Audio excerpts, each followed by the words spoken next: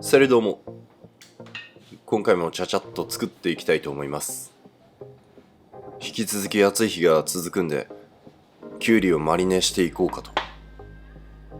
僕が普段夏に作るほんと何気ない副菜で恐縮なんですけど、今回は肩肘張らないね、わかります？それできゅうりのこのアク取りはね、よくあると思うんですけど、このやり方個人的にはあんまり使ってなくて、その理由はね、先端部分だけしかアク取れないんじゃないかなと思って、で僕はよくやるのはこのちょっと皮の硬い部分だけ、皮外して、あとは塩もみですね、板ずりをしていきます。塩結構しっかりと振ってまな板の上で転がしていくだけなんで、何にするにしてもね、きゅうりは一旦これやっておいた方がいいと思うんですよね。味をつける場合でも、そのままかじりつく場合でも、どちらにしてもきゅうりがね、単体ですごく美味しくなるんで。そしてこの後やっていくのが塩茹でですね。だいたいお湯に対して 2% ぐらいの塩使ってますかね。でこれ大きさにもよるんですけど、30秒から1分ぐらいですかね。今回のはちょっと大きめなんで、なんとなく50秒ぐらいにしておきました。そしたら氷水に冷やしていきます。きゅうりって茹でるんだっていうようなね、印象を持たれる方もいると思うんですけど、こうすることでその食感がね、シャキシャキした感じからポリッとした感じに変わりますし、色合いもね、良くなるんですよね。それでなんといっても適度に水分が抜けて、味がしっかりしたような印象にもなるんで、この下処理っていうのはぜひね、おすすめします。なのでそうですね、やっぱりこういった下処理ですよね、大事なのは。次の調理工程につなげていく上で素材の良さを引き出す下処理っていうのはね、何にでも使えますし、応用が効くというか、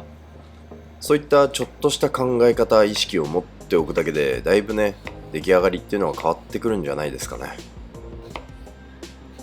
ちょっと偉そうに言っちゃってますけどね。それで冒頭で言ったマリネなんですけど、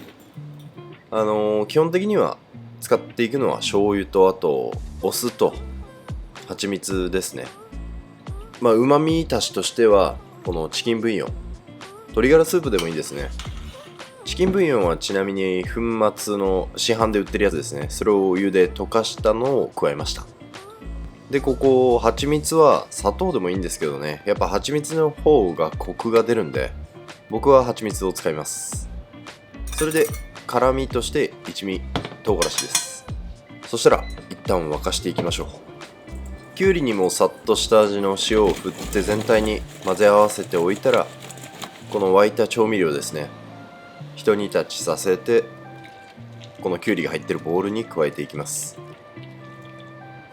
それで全体に白胡椒を振って、あとこれもしっかりと合わせていきます。あったかい液体をきゅうりにかけた方が味が染み込みやすいと思うんですよね。それで紙で乾燥しないようにします。そしたらきゅうりはもう粗熱を取って、なんとね、完成なんですよね。早いっすよね。それできゅうりの副菜はもうそのまま食べてめちゃめちゃ美味しいと思うんですけど、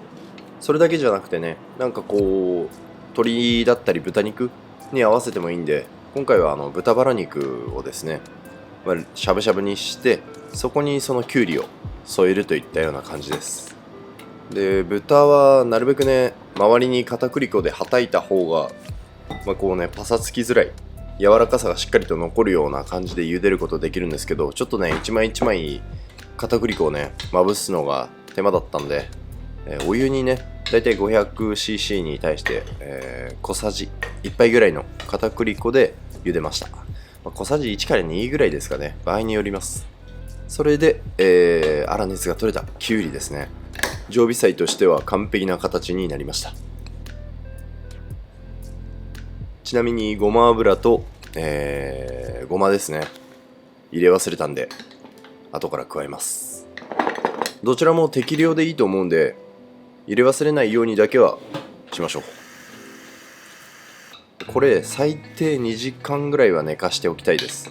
そうしないとね、まだ味の染み込み具合が足りないんで。で、一番やっぱベストなのは次の日ぐらいからですかね。次の日から、翌日ぐらいまでがすごく美味しいですね。そして今回豚しゃぶと合わせるときはちょっとね、叩いた方が味が馴染みやすいと思うんで、鍋の裏とかで叩きますか。輪切りじゃなくて、事前にこ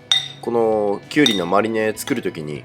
叩いた状態で漬け込んでいくのも全然ありなんですけどね。一回叩いちゃうとね、元には戻せないんで、こういった状態で輪切りにしておくと後から叩くこともできると。もうね、これだけなんですけど、これがね、いいんですよ。それじゃあ盛り付けドレッシングに行きます。豚しゃぶをたっぷりと盛り付けて、あとはさっきのきゅうりですね、これも適量添えます。